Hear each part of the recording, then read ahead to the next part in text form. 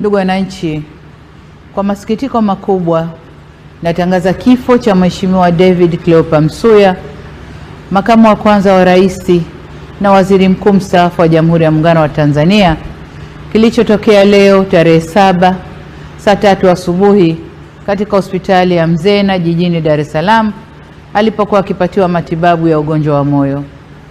Hayati Cleopa David Msuya ameugua kwa muda mrefu na amekuwa akipatiwa matibabu ndani na nje ya nchi, ikiwemo katika hospitali ya moyo ya Jakaya Kikwete, hospitali ya Mzena na kule jijini London nchini Uingereza.